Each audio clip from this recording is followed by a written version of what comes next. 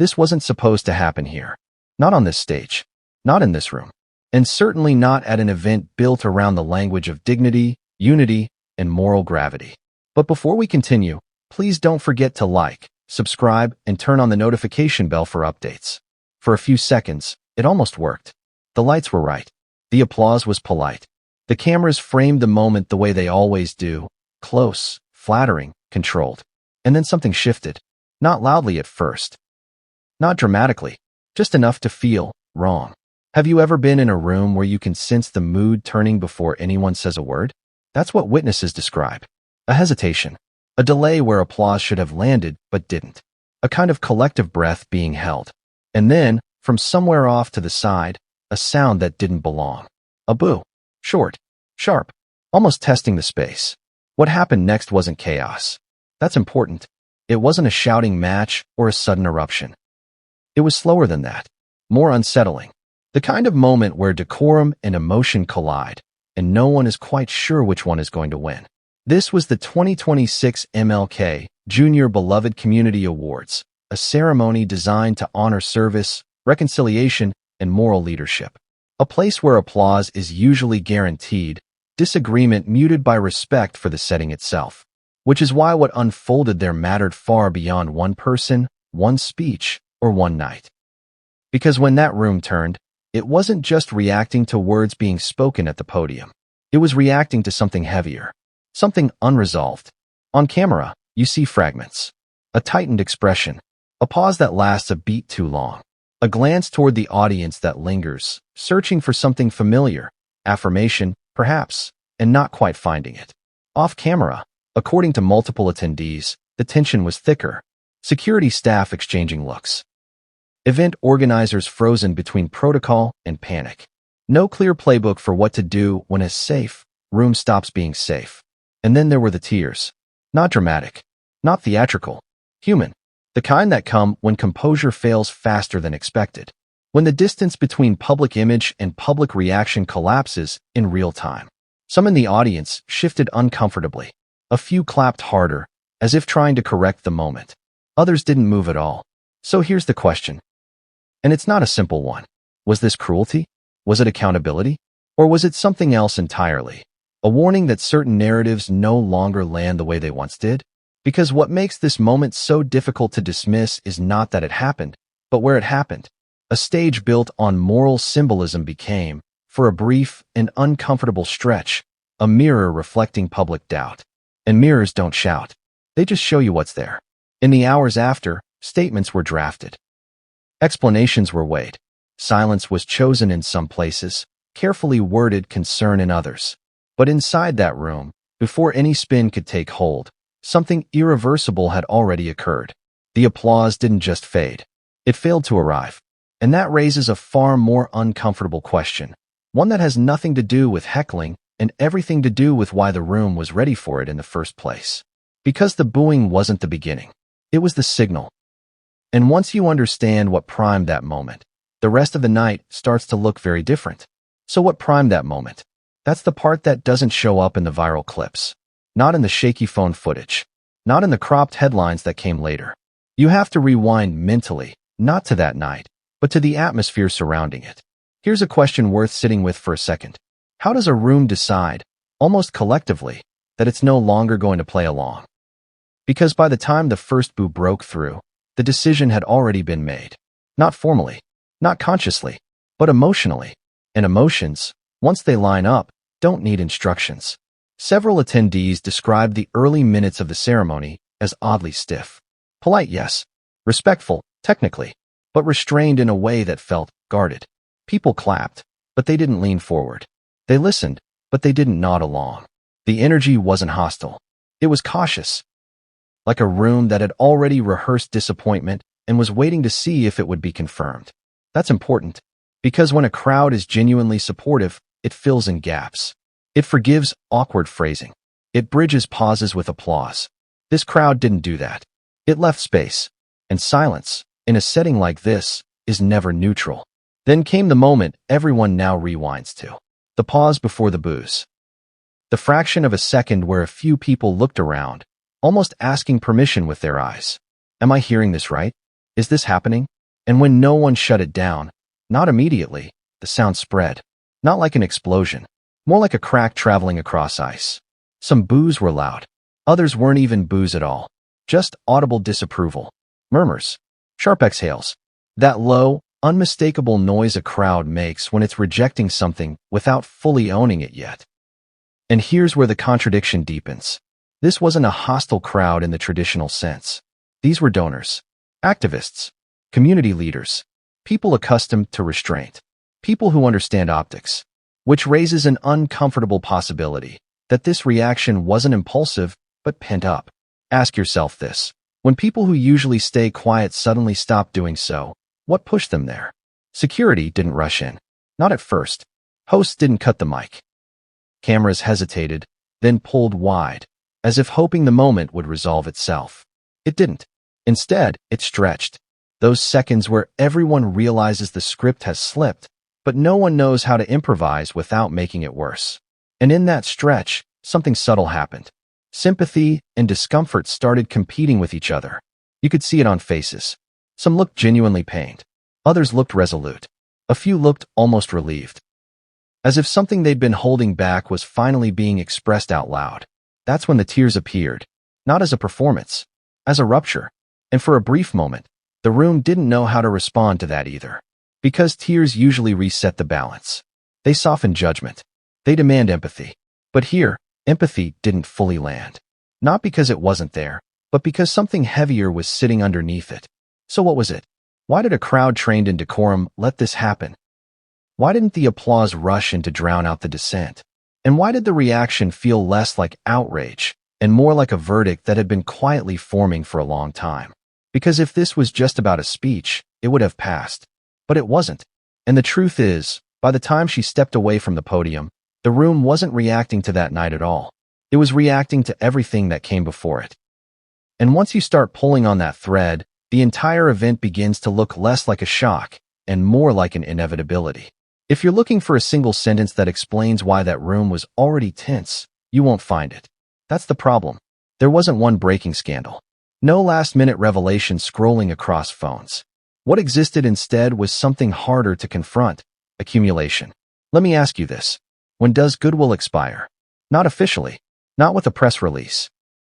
Just quietly, when people stop extending it. Because long before that night, something had been wearing thin. Not loudly. Not in a way that trends easily. More like a background hum that never quite goes away. Public fatigue. Narrative exhaustion. The sense that every appearance carried the same emotional script, the same moral framing, the same expectations of affirmation. And for a while, that still worked. But slowly, selectively, it stopped working for everyone. In the weeks leading up to the awards, there were conversations happening off camera. Among organizers. Among attendees. Among people who, until recently, would have defended the appearance without hesitation. Questions were raised. Not about eligibility on paper, but about fit. About timing. About whether the message being presented still aligned with the mood of the moment.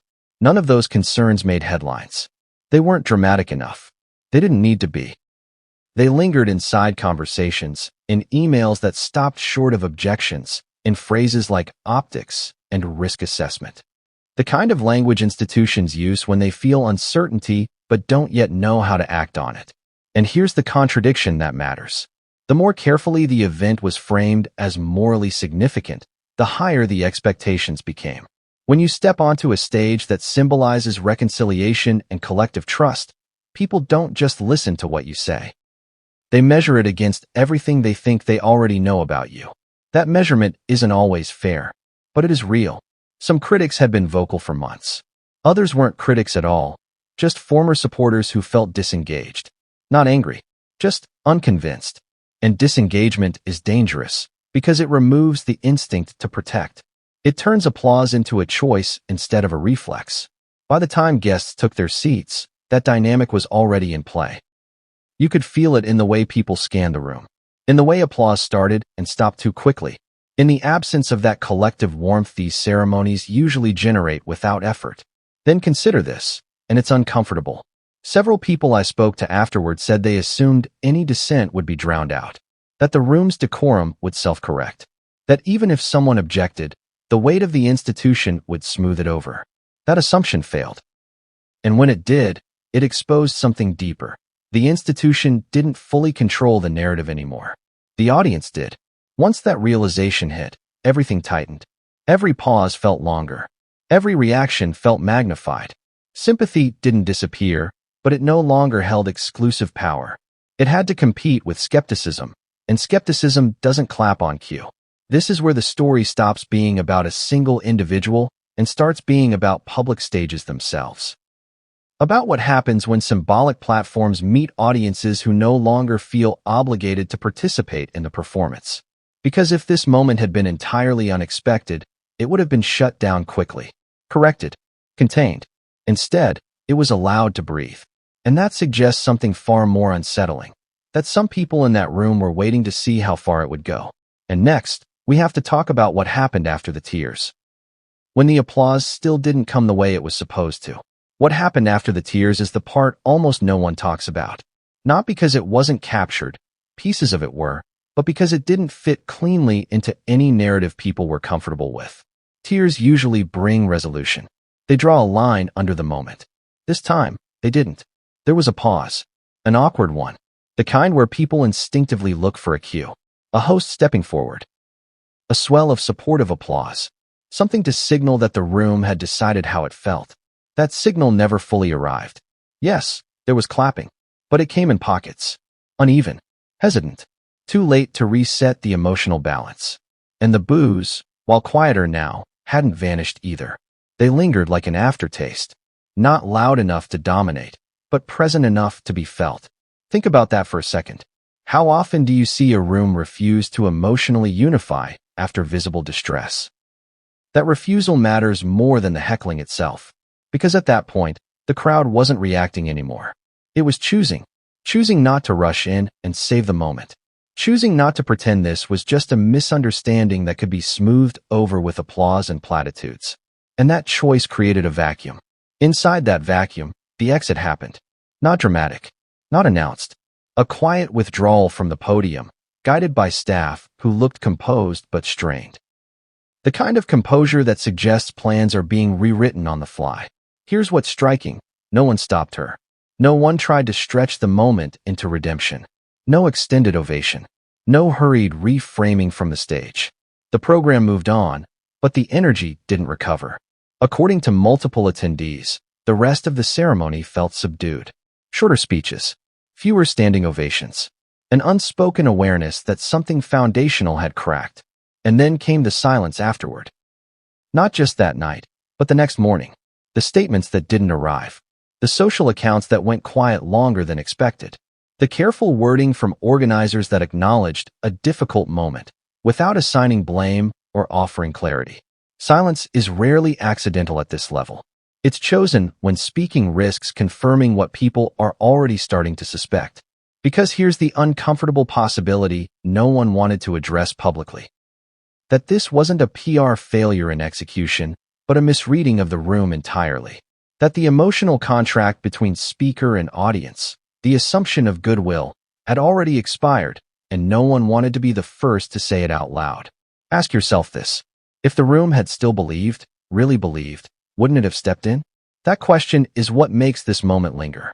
Not the boos, not even the tears, the lack of collective rescue. And the implications extend beyond one appearance. They point to a shift in how symbolic stages function when audiences stop suspending disbelief. When moral authority is no longer assumed, but evaluated, live in real time. Because once that evaluation begins, it doesn't end with a single event. And what followed in the days after, behind closed doors, away from cameras, suggests this moment may have triggered something far larger than anyone anticipated. Something still unfolding. Here's the part that's hardest to sit with. This wasn't just a bad night. And it wasn't just a crowd behaving badly. What made that moment at the MLK Junior Beloved Community Awards feel so unsettling is that it exposed a fault line that had been there all along. One that people sensed but didn't want to name. Remember how this began. This wasn't supposed to happen here. That phrase keeps coming back because it cuts both ways. The stage was meant to sanctify, to confer legitimacy. To say, without saying it, this person belongs in this moral space. And for years, that assumption held. Until it didn't. What changed wasn't one speech or one decision. It was the audience. Audiences are quieter now, but they're also sharper. They don't always boo. Sometimes they disengage. Sometimes they withhold. And sometimes, rarely, but tellingly, they do what happened here. They break the script in a room designed to prevent exactly that. The tears became the image people shared. But the real story was what followed. The absence of a unified response. The refusal to rush in and close ranks. That's not cruelty. It's not even necessarily judgment. It's something more ambiguous and more dangerous to public figures who rely on moral platforms. It's